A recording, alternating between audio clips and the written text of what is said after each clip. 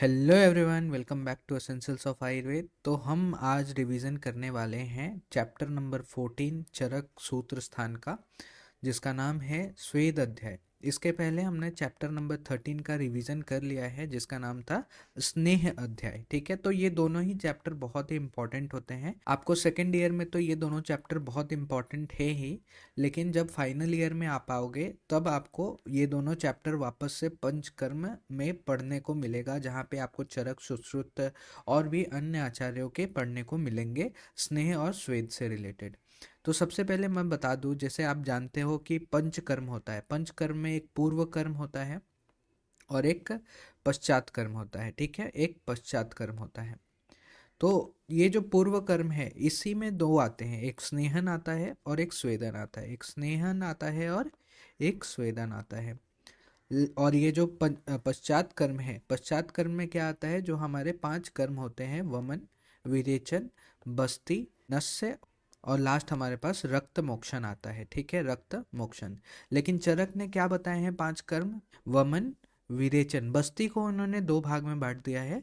एक अनुवासन बस्ती बोल दिया है, जो कि तेल की बस्ती होती है, और एक काढ़ा की बस्ती होती है, जिसको हमने क्वाथ की बस्ती, निरूह बस्ती बोला गया है। ठीक है, तो इन्होंने ये 2 बांट दिया और नस्य को उन्होंने सिरो विरेचन कहा है चरक में। ठीक है, तो ये अकॉर्डिंग टू चरक हमने देख लिया। तो ये मैंने थोड़ा सा आपको ब्रीफ बता दिया ताकि आपको थोड़ा चैप्टर समझने में इजी जाए। ठीक है, तो स्वेद अध्याय, स्वेद अध्याय में क्या क्या आपको देखने को मिलेगा? तो स्वेद अध्याय में इसका उद्देश्य क्या है, इसका सामान्य लाभ क्या होता है, फिर इसके सामान्य भेद कौन कौन से होते हैं, कितने भेद होते हैं। तो आगे जाके अभी यहाँ पे हमारे पास 3 भेद बताए गए हैं।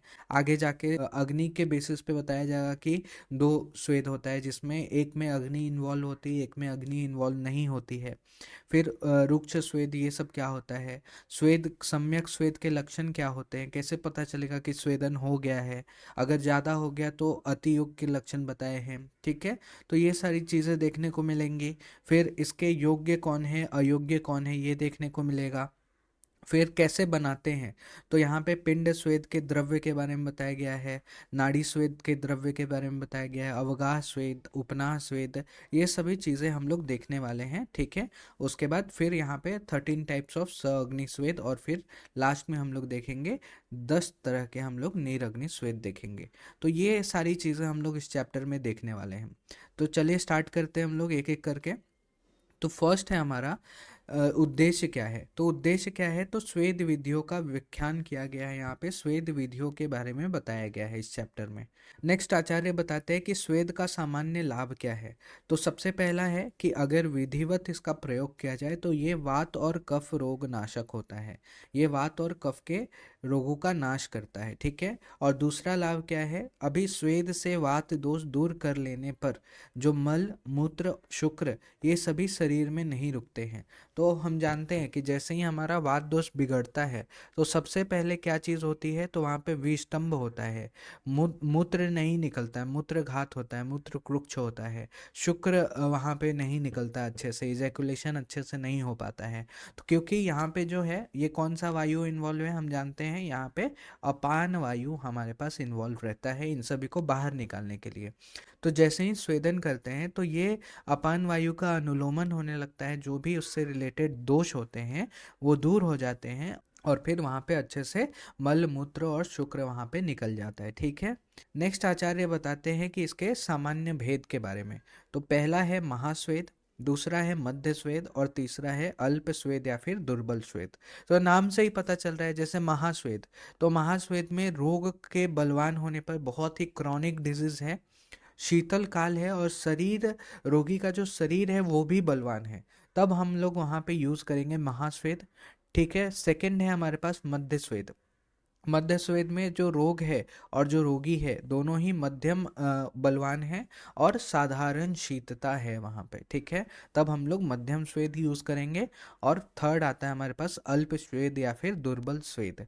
अल्प स्वेद, दुर्बल स्वेद में रोग और रोगी का बल भी दुर्बल रहेगा, बहुत ही कम बल रहेगा, और अल्प शीतता वहाँ पे रहेगी, तब हम लोग अल्प या फिर मृदु स्वेद का यूज करेंगे। ठीक है, नेक्स्ट हम लोग देखते हैं कि यहाँ पे आचार्य चरक ने दो प्रकार के स्वेद बताए हैं।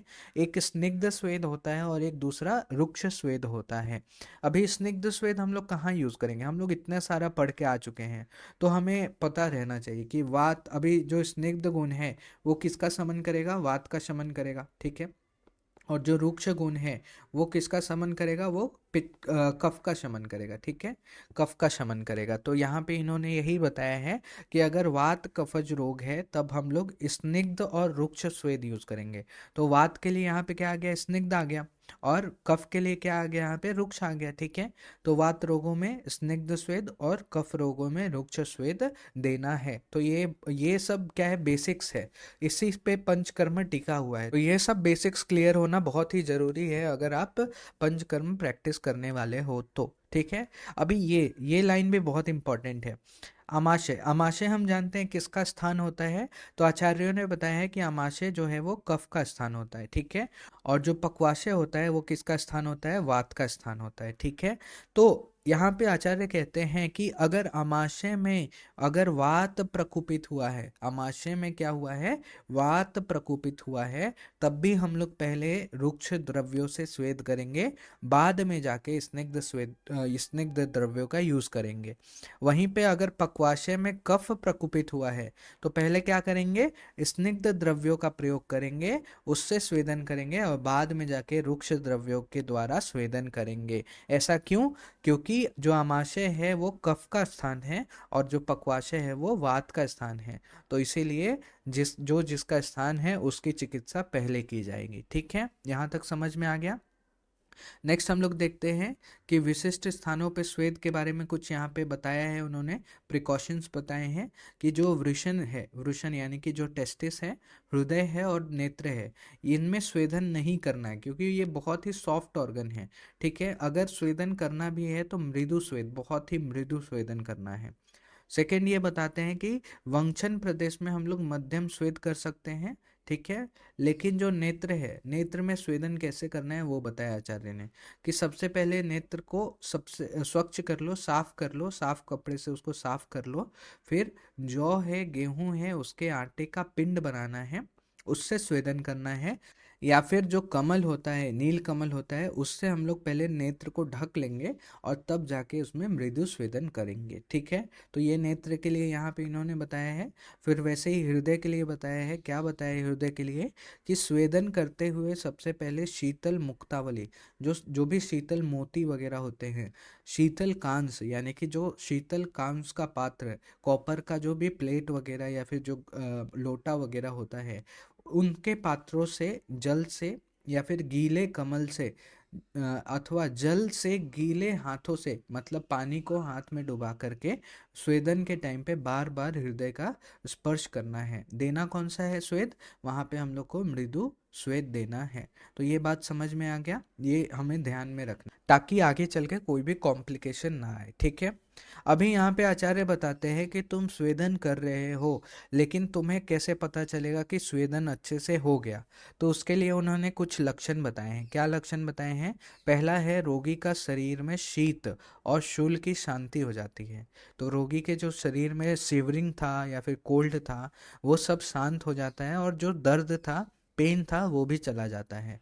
सेकंड आचार्य बताते हैं कि शरीर का स्थामित्व, यानी कि स्थामित्व का मतलब क्या होता है कि शरीर ऐसा लगता है कि गीले कपड़े से उड़ा दिया गया है शरीर के ऊपर, तो वो भी नष्ट हो जाता है और जो शरीर की गुणवत्ता है वो भी नष्ट हो जाती है। ठीक है, तीसरा लक्षण उन्होंने बताया कि शरीर के जो अवयव हैं वो सभी कोमल हो जाते हैं। ठीक है, लास्ट उन्होंने बताया है कि स्वेद की प्रवृत्ति होती है, स्वेटिंग वहां पे होता है। ठीक है, तो ये जो है, ये सारे लक्षण अगर आएंगे तो हमें समझना है कि हमारा स्वेदन अच्छे से हो गया है। नेक्स्ट वहीं पे आचार्य बताते हैं कि अति योग, अगर बहुत ही ज़्यादा, हद से ज़्यादा स्वेदन हो गया है, एक पर्टिकुलर अमाउंट से ज़्यादा स्वेदन हो गया है, तो उसको हम लोग अति योग कहते हैं।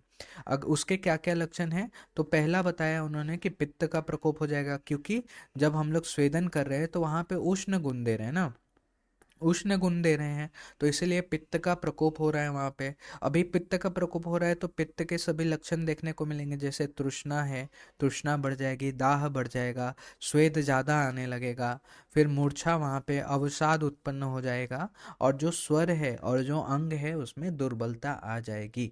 तो ये सभी लक्षण आने पे समझना है कि अति योग हो गया है, और उसकी चिकित्सा भी उन्होंने बताई है कि तुम जब ये सभी लक्षण आए तो तुम जो ग्रीष्म ऋतुचर्या का पालन करो, मतलब जो भी ग्रीष्म ऋतुचर्या में बताया गया है उन सभी चीज़ों का पालन करो। ठीक है, तो ये हमने देखा अति योग के बारे में।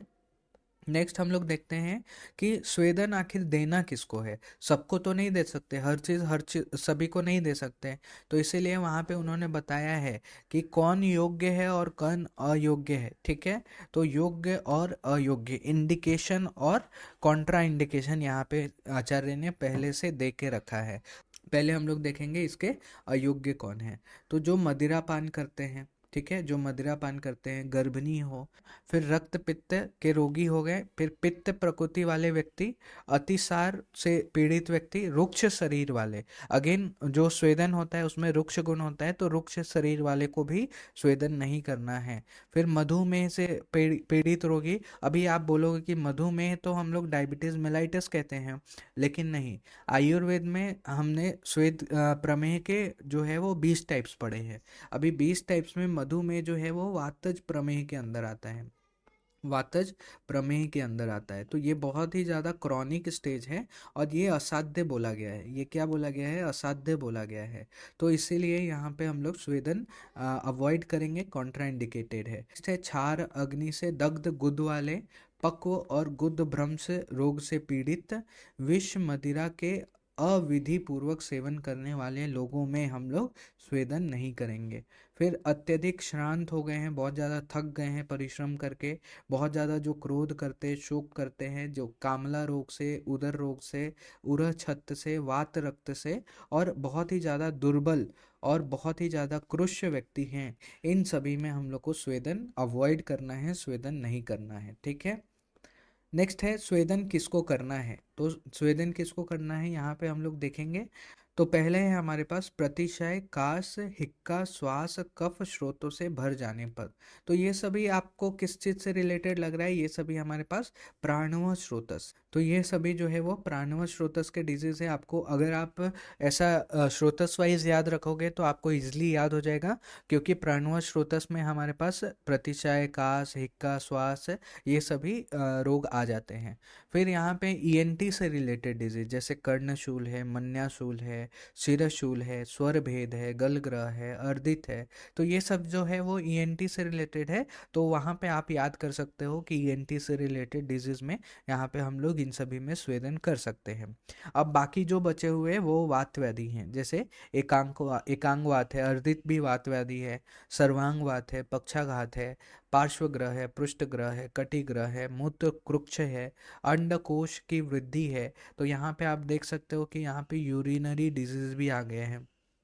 ठीक है, फिर उसके बाद खिल्ली है, आम दोष है, कंपवात है, वात कंटक है, अंगों का संकोच हो जाना, और सर्वांग शूल वाले व्यक्ति में, और अंग जिसमें स्तंभ है, बहुत ज़्यादा स्तंभ है अंगों में, तो वहाँ पे भी हम लोग स्वेदन कर सकते हैं। जहाँ पे स्टिफनेस ज़्यादा है तो वहाँ पे हम लोग स्वेदन कर सकते हैं। ठीक है, नेक्स्ट यहाँ पे आचार्य ने पिंड स्वेद द्रव्य। तो पिंड स्वेद कैसे तैयार करें, कौन कौन से द्रव्य लेंगे? तो सबसे पहले हम लोग पढ़ रहे हैं वात विकारों के लिए। वात विकार के लिए तिल लेंगे, उड़द लेंगे, कुलथ लेंगे, अम्ल द्रव्य लेंगे, घी तेल लेंगे, मांस भात लेंगे, खीर खिचड़ी मांस आदि लेंगे, जिससे हम लोग पिंड स्वेद तैयार करेंगे और वात विकारों में इसका प्रयोग करेंगे। वहीं पे कफ विकार के लिए, कफ विकार के लिए यहाँ पे आचार्य बताते हैं क्या क्या लेंगे हम लोग। गौ गधा, ऊंट, सुअर, घोड़ा, उनका विष्ठा लेंगे, जो स्टूल होता है, जो वेस्ट प्रोडक्ट होता है वो लेंगे। भूसी की साल लेंगे, जौ, बालू, मिट्टी, पत्थर, लोहा, ये सब जो है रुक्ष द्रव्य लेंगे, और कफ विकारों में इसका पिंड स्वेद बना करके कफ विकारों में हम लोग प्रयोग करेंगे। ठीक है, नेक्स्ट आचार्य ने यहाँ पे नाड़ी श्वेत द्रव्यों के बारे में बताया है कि कैसे तैयार करेंगे। तो पहला ग्राम में ले लो, यानी कि जो पालतू पशु होते हैं उनका आनुप मांस का और जलीय जीवों का मांस लेना है, दूध लेना है, बकरे का सिर, सुअर की मेदा, इनका पित्त रक्त, उसमें तेल युक्त पदार्थ लेना है, एरंड बीज आदि, ठीक है। और इन सभी को उबाल करके क्वाथ बना लेना है और इसी क्वाथ से हम लोग नाड़ी श्वेत करेंगे। आगे हम लोग नाड़ी श्वेत कैसे करते हैं वो भी देखने वाले हैं।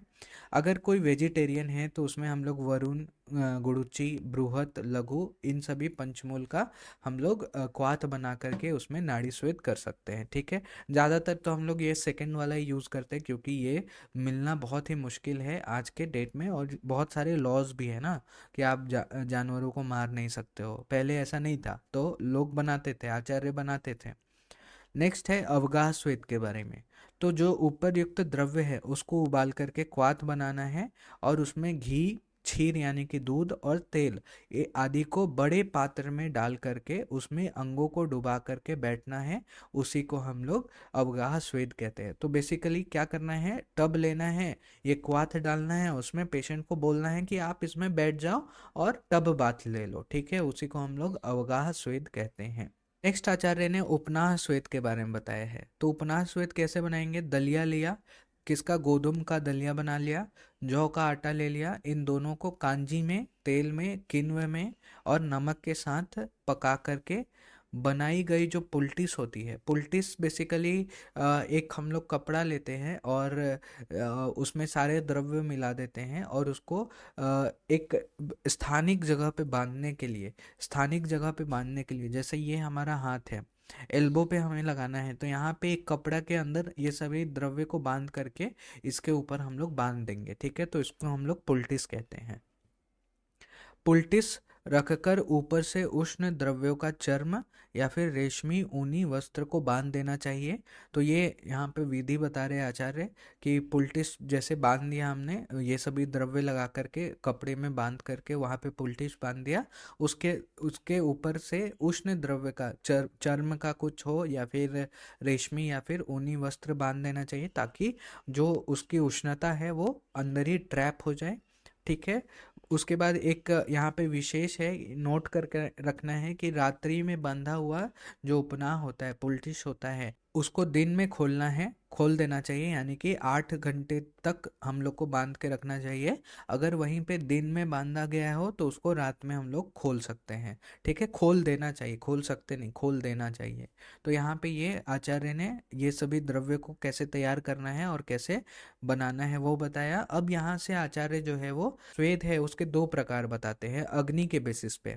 तो पहला है अग्नि श्वेत जिसमें अग्नि इन्वॉल्व रहती है, और दूसरा हम लोग देखेंगे निर्अग्नि श्वेत जिसमें अग्नि इन्वॉल्व नहीं रहती है। तो यहाँ पे ये मिस्टेक है, यहाँ पे ये चरक का श्लोक है, चरक चैप्टर नंबर 14 का श्लोक है ये सभी, ठीक है। तो वहाँ पे आप याद कर सकते हैं। तो ये श्लोक बहुत ही इंपॉर्टेंट है, आप अगर याद कर लेते हैं तो आपको जो अग्नि के 13 टाइप बताए हैं वो सभी आपको याद हो जाएगा।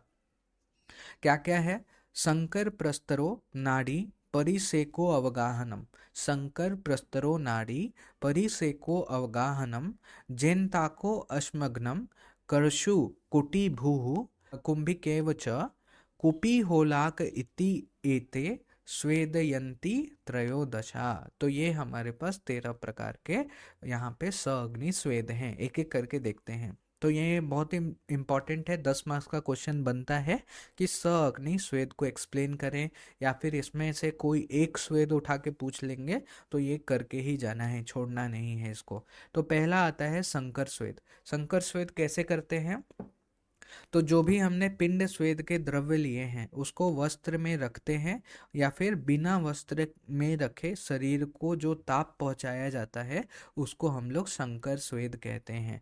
तो या तो हमने क्या किया, सभी जो पिंड स्वेद में जो द्रव्य हमने लिया था उसको क्या किया, एक कपड़े में बांध दिया, उसको अच्छे से बांध दिया और उसी के ऊपर से हम लोग सेकाई कर रहे हैं, ठीक है। जहाँ पे भी हम लोग को स्वेदन करना है वहाँ पे सेक रहे हैं, तो उसको हम लोग संकर स्वेद कहते हैं, ताप दे रहे हैं बेसिकली शरीर को। सेकंड है हमारे पास प्रस्तर स्वेद। प्रस्तर स्वेद कैसे करते हैं, तो एक लंबा पत्थर ले लेना है, एक लंबा मतलब रोगी के हाइट का पत्थर ले लेना है, उस पर क्या करना है, शुक धान्य यानी कि जो जौ गेहूं वगैरह होता है, शमी धान्य उड़द सेम जो पल्सेस होते हैं, इसको उबाल करके उष्ण अथवा वेश्वार खिचड़ी हलवा आदि को फैलाना है। मतलब एक पत्थर ले लिया, जो भी पेशेंट के हाइट का पत्थर ले लिया, पत्थर बनाया जाता है बेसिकली, एक मान लो कि 7 फुट का पत्थर बना के रखा है, ठीक है। उस पे क्या किया हमने, शुक धान्य समी धान्य और इन सभी से क्या बनाया, हलवा बनाया या फिर खिचड़ी वगैरह बना लिया और फैला दिया, इन सभी पे फैला दिया। और फैला के क्या किया, इसके ऊपर हमने ऊनी वस्त्र यानी कि ऊनी वस्त्र एक चादर बिछा दिया और चादर बिछा के रख दिया। दूसरी तरफ क्या करना है, जो रोगी है उसका अभ्यंग करना है, जो वातनाशक तेल है उससे अभ्यंग करना है, स्नेहन करना है, और स्नेहन करके इसके ऊपर, इस पत्थर के ऊपर लेटा देना है और उसके ऊपर इसको चादर ओढ़ा देना है। तो ये हो गया हमारा प्रस्तर स्वेद। आई होप समझ में आया होगा। नेक्स्ट हम लोग देखते हैं नाड़ी स्वेद। नाड़ी स्वेद के कैसे द्रव्य तैयार करने हैं वो हमने देखा कि किस किस चीज़ों से क्वाथ तैयार किया जाता है। अभी नाड़ी स्वेद करते कैसे हैं वो देखते हैं। तो नाड़ी स्वेद के द्रव्यों को लेकर एक ऐसे पात्र में पकाया जाए जिसमें से वाष्प नहीं निकलता है। तो ऐसे द्रव्य में पकाना है जिससे जो उसका वेपर्स है, जो स्टीम है, वो बाहर ना निकले, ठीक है। इस पात्र के ऊर्ध्व भाग से नीचे पार्श्व में एक छिद्र हो जिसमें सरपत, बांस के पत्ते, करंज आदि के पत्ते से बनी एक नली लगी हो। तो बेसिकली क्या बोल रहे हैं ये, तो अभी तो जैसे प्रेशर कुकर से होता है, लेकिन यहाँ पे इन्होंने क्या बोला है कि एक पात्र लेना है, ये पात्र ले लिया हमने जिसमें कुछ भी छेद नहीं हो, और नीचे एक छेद करना है, यहाँ पे एक छेद करना है और इससे एक नली जोड़नी है, ठीक है। नली किससे बनी होनी चाहिए, तो करंज आदि के पत्तों से बनी नली या फिर बांस के पत्तों से बनी नली होनी चाहिए। और ये बेसिकली पाइप है, ठीक है। इससे स्टीम बाहर आएगा। इसका भी इन्होंने डिस्क्रिप्शन दिया है आगे, ठीक है, आगे देखते हैं चलो। तो नली कैसी होनी चाहिए, तो नली जो है आकृति हाथी की सूंड की तरह होनी चाहिए, उतार चढ़ाव वाली। हाथी का सूंड कैसा होता है, ऐसा होता है ना, हाथी का सूंड ऐसा होता है, तो नली भी जो है वो इसी तरह होना चाहिए, मतलब 2 जगह से मुड़ी हुई होना चाहिए और छिद्र रहित होना चाहिए, ठीक है। इसका डायमेंशन दिया है कि एक व्याम से आधा व्याम लंबा होना चाहिए, जो मूल भाग है वो 1/4 भाग व्याम मोटा होना चाहिए, और जो अग्र भाग है वो जो कि शरीर पे खुलने वाला है वो 1/8 भाग जो है वो व्याम मोटा होना चाहिए, और 2-3 स्थानों पे मुड़ी हुई होनी चाहिए। तो ये सभी आपको एमसीक्यू में भी पूछ सकते हैं। बाकी इस पे एसक्यू या फिर एलक्यू भी आता है कि नाड़ी स्वेद का वर्णन कीजिए, तो वहाँ पे आपको नली के बारे में भी बताना पड़ेगा, कैसे बनाया जाता है और क्या क्या डायमेंशन होता है वहाँ पे, ठीक है। अभी करते कैसे है, तो रोगी को स्नेहन कर लिया, वातनाशक तेल से उसका अभ्यंग कर दिया। इस पात्र से उठने वाला जो वाष्प है यानी कि जो स्टीम निकल रहा है, ये जो नली है इससे स्टीम निकल रहा है, यहाँ से क्या निकल रहा है, स्टीम निकल रहा है। यहाँ पे हमने जो है वो कुकर या फिर जो भी हमने तैयार किया है जिसमें क्वाथ, वो हमने यहाँ से जोड़ दिया है और इसमें स्टीम निकल रहा है, बहुत ही गर्म होता है, ठीक है। उस स्टीम से वहाँ पे हम लोग को क्या करना है, रोगी को जहाँ पे भी स्वेदन करना है उस स्थान पे स्वेदन कर सकते हैं। क्या बोल रहे हैं आचार्य कि स्नेहन करके इस पात्र से उठने वाले वाष्प से क्या करना है, स्वेदन करना है, इसी को हम लोग नाड़ी स्वेद कहते हैं, ठीक है। 4th स्वेद देखते हैं। नाड़ी स्वेद बहुत ही इंपॉर्टेंट है तो उसको करके जाओ, ठीक है। 4th स्वेद क्या है, परिसेक स्वेद। तो क्या करना है, परिसेक करना है, तो वातहर या फिर वात श्लेष्महर द्रव्य लेना है, उसके फूल आदि लेने हैं, उससे क्वाथ निर्माण करना है, और क्वाथ को एक पात्र में भर करके उससे अभ्यंग किया, वातनाशक तेल से अभ्यंग किए हुए रोगी के ऊपर फुहारों के रूप में वहाँ पे औषध को पहुँचाना है, मतलब स्प्रिंकल करना है उसके बॉडी पे, उसी को हम लोग परिषेक स्वेद कहते हैं। नेक्स्ट है अवगाह स्वेद। अवगाह स्वेद हमने ऊपर देख लिया था, वातनाशक द्रव्यों के क्वाथ को एक टब में भरकर उसमें अंग को डुबा के बैठने के लिए रोगी को कहना है, ठीक है। नेक्स्ट है जंताक श्वेत। जंताक श्वेत भी बहुत इंपॉर्टेंट है, ये क्वेश्चन पूछा ही जाता है जंताक श्वेत के बारे में, तो इसको ध्यान से समझो। तो पहला स्टेप है हमारे पास जनिताक्षवेद में भूमि का निर्धारण करना। यानी कि जनिताक्षवेद में बेसिकली हम लोग को एक जगह चाहिए होता है, एक घर चाहिए होता है छोटा सा, और उसके अंदर हम लोग जनिताक्षवेद करते हैं। तो उसके लिए यहाँ पे उन्होंने बताया कि कैसे बनाना है, कौन सा भूमि सेलेक्ट करना है। चलो एक एक करके देखते हैं। तो भूमि का निर्धारण पहले करना है, यानी कि लैंड सेलेक्ट करना है। तो आतुरालय से पूर्व या फिर उत्तर दिशा में जो हॉस्पिटल है उसके पूर्व या फिर उत्तर दिशा में ये भूमि होनी चाहिए, उपजाऊ भूमि होनी चाहिए और समतल होनी चाहिए, फ्लैट होनी चाहिए। मिट्टी कैसी, मिट्टी काली या फिर सुनहरी मिट्टी या फिर पीली मिट्टी होनी चाहिए, ठीक है। सेकंड है कुटी का निर्माण करना है। कुटी का निर्माण, तो उसका जो लंबाई और चौड़ाई कितना होना चाहिए, 16-16 हाथ लंबाई और चौड़ाई होनी चाहिए। अनेक रोशनदान होने चाहिए, बहुत सारी खिड़कियां उसमें होनी चाहिए। मिट्टी से दीवार पुती हो, तो जो दीवार है, जो कुटी की दीवार है वो मिट्टी से वहाँ पे पेंटेड हो, मिट्टी से वहाँ पे पोतना है उसको, ठीक है। फिर नेक्स्ट है कि दीवार के अंदर 1 हाथ ऊंचा और 1 हाथ चौड़ा चबूतरा बनवाना है। तो बेसिकली क्या हो रहा है, देखो समझो इसको, बहुत लोगों को ये समझ में नहीं आता है। ये हमने कुटी बना लिया, ठीक है, ये हमने मान लो ऐसा घर बना लिया, ये घर बना लिया, गोल समझना है इसको, ठीक है, इस घर को गोल समझना है। ये 3D में नहीं बना सकता मैं, तो यहाँ पे गोल समझना है ऐसे। अभी क्या बोल रहे हूँ, आचार्य क्या बोल रहे हैं कि 1 हाथ ऊंचा, 1 हाथ ऊंचा और 1 हाथ चौड़ा, ऐसा चबूतरा चारों तरफ, ऐसा चबूतरा चारों तरफ, सिर्फ दरवाजे को छोड़ करके ऐसा चबूतरा जो है वो चारों तरफ बनवाना है, ऐसा गोल में, दरवाजे को छोड़ करके। ये चबूतरा बना दिया हमने, जिसका 1 हाथ ऊंचा और 1 हाथ चौड़ा होना चाहिए चबूतरा, जो कि द्वार को छोड़ करके एक छोर से दूसरी छोर तक विस्तीर्ण हो, फैला हुआ हो, ठीक है। अभी नेक्स्ट स्टेप क्या है, नेक्स्ट आचार्य कहते हैं कि घर के मध्य में 4 हाथ ऊंचा पुरुष की लंबाई के परिणाम में मिट्टी की एक अंगीठी बनवाना है।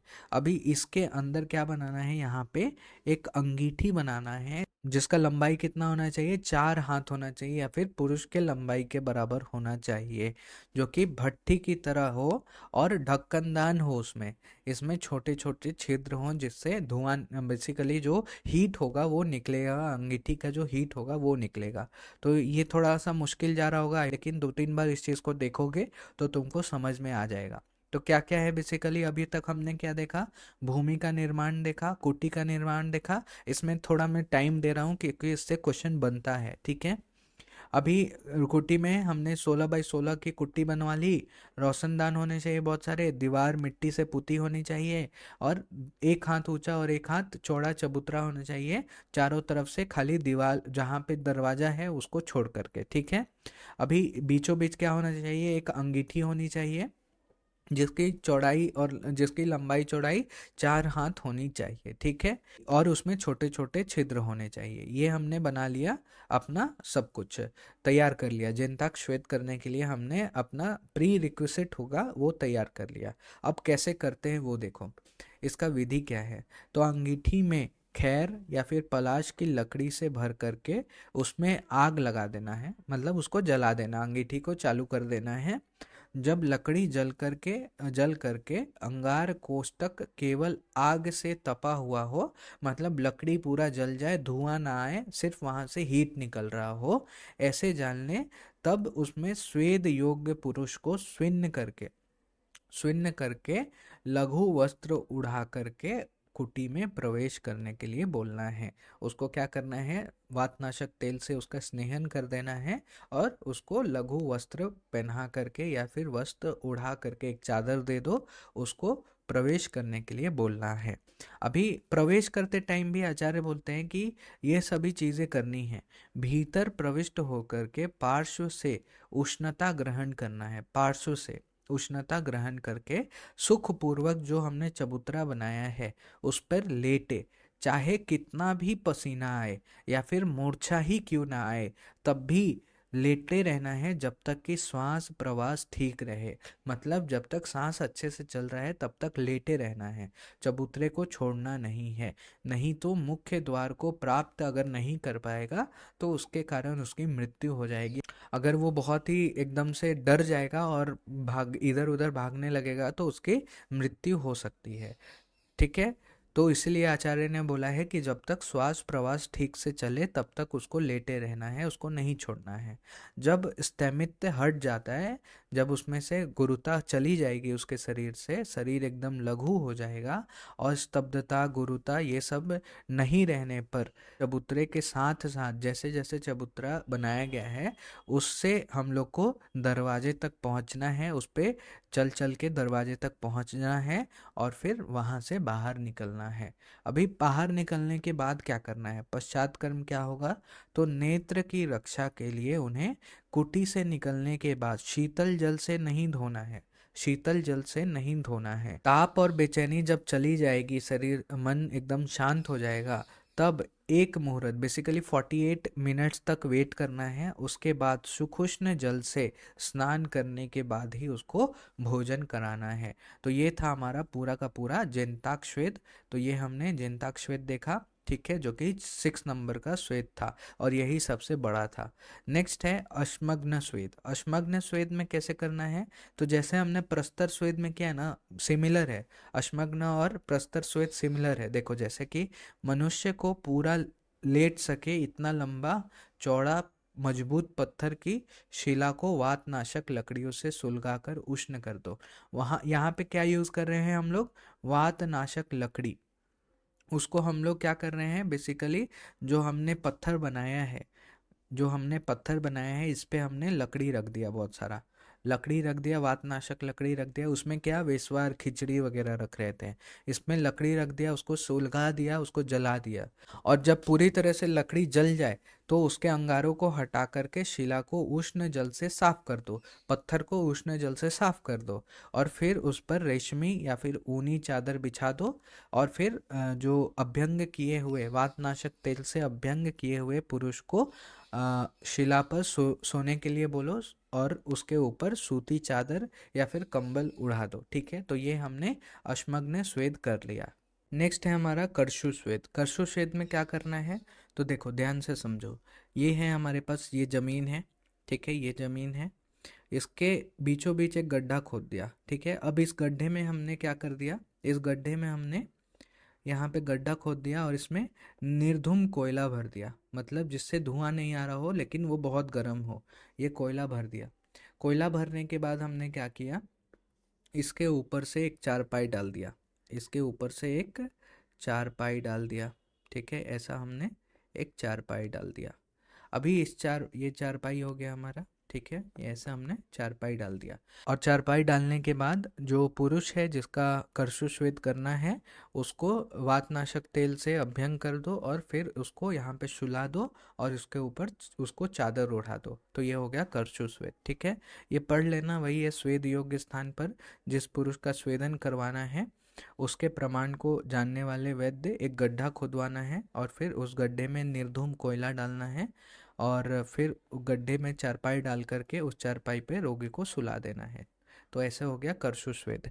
नेक्स्ट है कुटी स्वेद। कुटी स्वेद में कैसे करना है, तो ना बहुत ज़्यादा ऊंचा और ना बहुत ज़्यादा लंबा चौड़ा, दीवार मोटा हो। बेसिकली हमें कुटी बनवानी है जो कि ना ज़्यादा ऊंचा हो ना ज़्यादा लंबा हो, जिसकी दीवारें बहुत मोटी हों और रोशनदान या फिर कोई भी उसमें छिद्र ना हो। कुटी में ना कोई रोशनदान हो, ना कोई खिड़की हो, ना कोई छेद हो। और भीतर दीवार में क्या करना है, दीवार के ऊपर कुष्ठ आदि जो उष्ण द्रव्य होते हैं उन औषधियों का कल्क लेना है और उसको उस पे लेप देना है, उसको पेंट कर देना है उससे। और ऐसे तैयार कर लिया हमने, कुटी तैयार कर लिया। अब कुटी तैयार करने के बाद बीच में एक चारपाई डाल देना है जिस पर रजाई या फिर रेशम ऊनी वस्त्र को बिछाया हुआ हो और ओढ़ने के लिए भी कुछ वहाँ पे रख देना है, चादर वगैरह। चारपाई के चारों ओर अंगारे बिछा देनी है जो कि निर्धूम होनी चाहिए, धुआं नहीं निकलना चाहिए, बस वहाँ पे सुलगती हुई अंगारे वहाँ पे डाल देना चाहिए, जो चारपाई के चारों ओर, और फिर वातहर तेल से अभ्यंग किए हुए पुरुष को वहाँ पे उस चारपाई के ऊपर सुला देना है और फिर उसके ऊपर चादर उड़ा देना है। तो ये हो गया हमारे पास कुटी स्वेद। ठीक है, ये हो गया कुटी स्वेद। बाकी सब तो आसान है। नेक्स्ट है हमारे पास भूस्वेद। तो ये सब तो इजी है, छोटा छोटा है, इजी है। भूस्वेद में क्या करना है, ये सेम अश्मग्न के जैसा, अश्मग्न स्वेद के जैसा, शिला और अश्म के स्थान पर यहाँ पे क्या होगा, पत्थर के स्थान पे क्या होगा, भूमि पर ही सब कुछ करना है।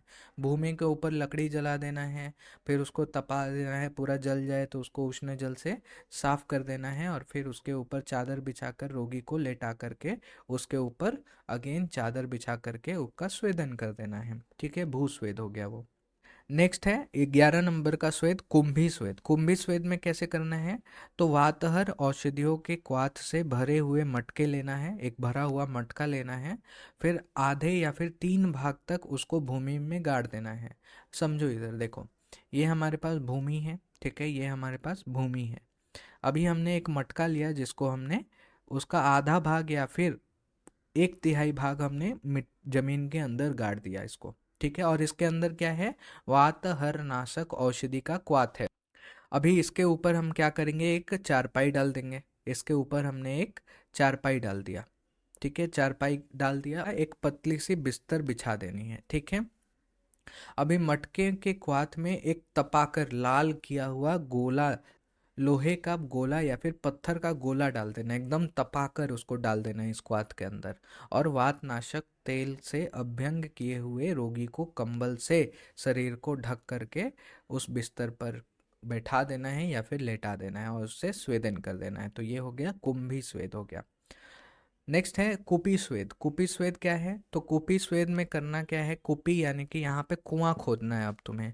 चारपाई की लंबाई चौड़ाई के अनुसार लंबा चौड़ा तथा चारपाई की लंबाई से दुगना गहरा कुआं खोदना है। और ये कुआं कहाँ पे होगा, तो जहाँ पे वायु का वेग नहीं है, वायु बहुत ज़्यादा तेज नहीं चल रही हो, वहाँ पे बनवाना है। और बनवा करके भीतर से उसको लीपा पोती कर देनी है, मतलब उष्ण द्रव्यों से उसको बेसिकली लेप देना है।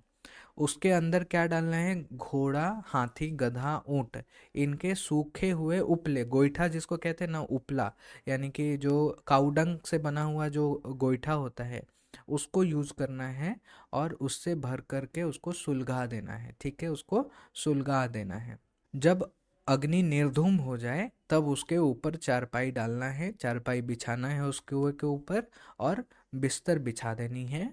फिर वातहर नाशक तेल से अभ्यंग करके चादर से शरीर को ढक करके चारपाई के ऊपर बिठाना है या फिर उसको सुलाकर सुखपूर्वक उसका स्वेदन करना है, जिस पुरुष को कुपी स्वेद करना है। ठीक है, और लास्ट है हमारे पास अग्नि स्वेद का होलाक स्वेद। तो ये भी सेम जो है वो कुपी स्वेद की तरह ही है, लेकिन यहाँ पे धीति का यूज करना है।